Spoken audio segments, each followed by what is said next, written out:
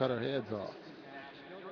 Utah Jazz beat the LA Lakers 95-86 in a game that really might not have been that close, actually, as the Jazz led wire to wire in this game, and everything Tyrone Corbin's been talking about kind of came together for a night. Now, maybe the Lakers are in that bad a shape. We'll address that at some point, but really what they were able to do tonight defensively is the first thing I think we should talk about. They held a Laker team that came in, despite all their struggles, the Lakers came into this game shooting 50% from the field and shooting 40% from three. They may not have Steve Nash, but tonight they shot 34%. They shot 4 of 23 from three. There's a lot to talk about, Ron, but I'm fired up about the way the defense played. I'm fired up there as well, but it's amazing when you have a team shooting 50% from the field with that kind of talent, and we're talking about the Lakers, and they're only 1-3. So there's some problems they have right now, whether it's the bench, whether it's the fact that they are getting to the free throw line, but they're not making free throws. I mean, it's really something that you just can't put your finger on. But the Jazz did take them out of their offense there in that first quarter. Can I correct you on something you just said? Yeah. They're 1-4. 1-4. I'm sorry. 1-3 before the ball game. The other angle is something you did a fabulous job on the broadcast. I hope people were tuned in. If they weren't, they come here, and we appreciate that for at least taking part of your Jazz fandom with us. And that was, you talked about in our opening portion of our broadcast on radio today on the 1280 The Zone and 97.5 FM. The Jazz had really focused in on something in the last 2 days, in practice yesterday, as well as shoot around today, on change they wanted to make in their offense. And we saw it today. It really made a big difference.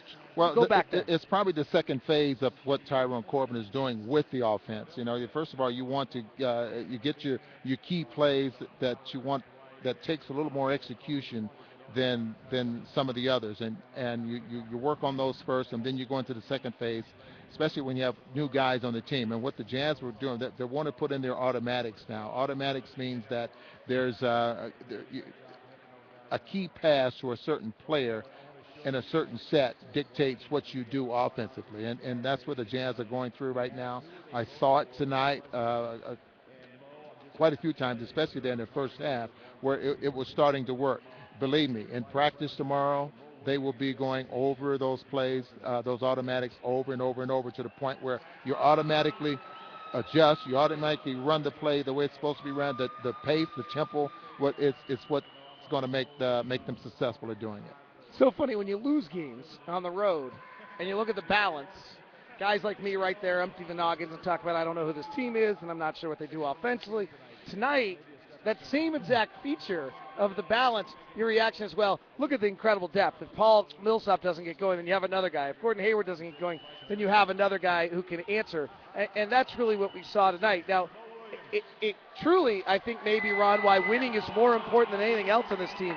Because if they play with this balance and they win, everything holds together. But when you go through losing streaks, it's tougher. But the moment that I thought I knew the Jazz were all right today was at shoot-around. When Al Jefferson got asked before the game, what do you guys need to do tonight? We need to get back into our up-tempo. We need to get back into our quick pace and get our offense rolling early. And I'm listening to him, and I'm thinking to myself, you lose shots when that happens. Yeah.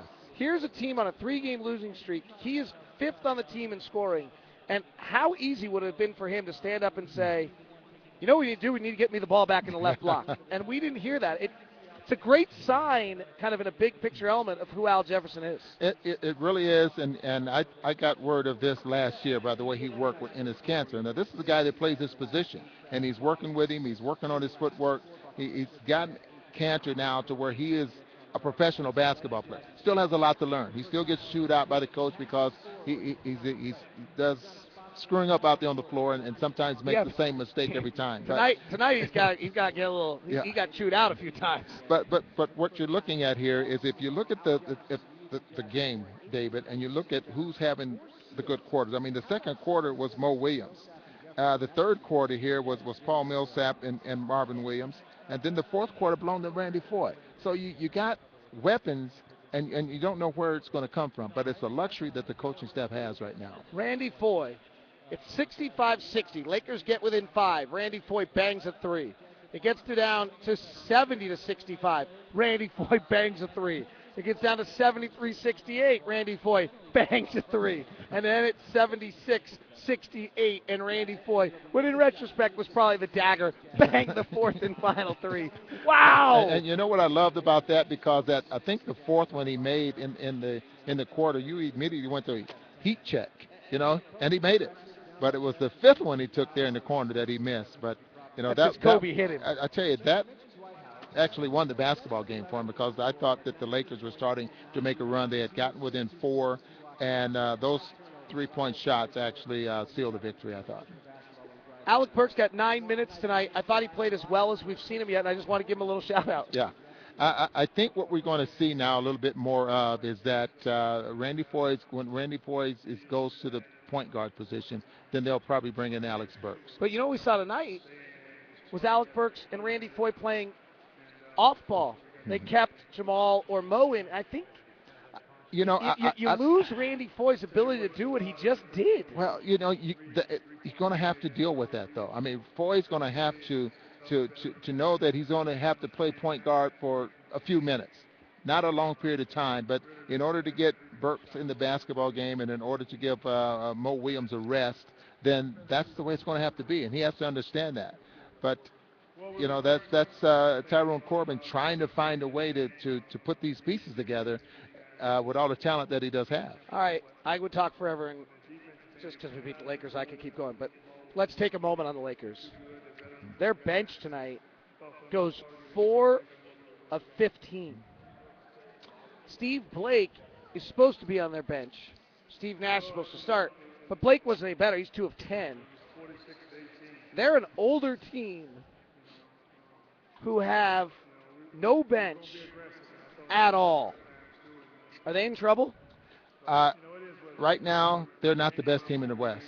Well, actually, right now they have the worst record in the West, and that is a beautiful thing. And I think they're going to have to make some moves. Otherwise, this is not a championship team. Can this team with Steve Nash back in it become elite in the Western Conference? They become a very good basketball team. I don't think they become the elite. I'm afraid that the amount of minutes that Kobe and Nash are going to have to play in order for them to win and be successful is going to be too many. Really, if your bench is, key moment to the game, they get in, they go on an 8-0 run at 60-56. They go to the bench. By the time we come back out, by the time we get to the fourth quarter, the Jazz are back up 8. David, look at this. Look at the minutes. Yes. The starters. 36 and above. 37, 36, 37, 36. That's a lot of minutes, for guys that's going to try and have to carry this basketball team. That is your postcast. Jazz win it tonight over the LA Lakers, 95-86. That's always so they can make you happy. Beating the Lakers. We might have had some 50-49 stuff yesterday. We got 100% on this. Beating the Lakers is a good thing. Have a good night.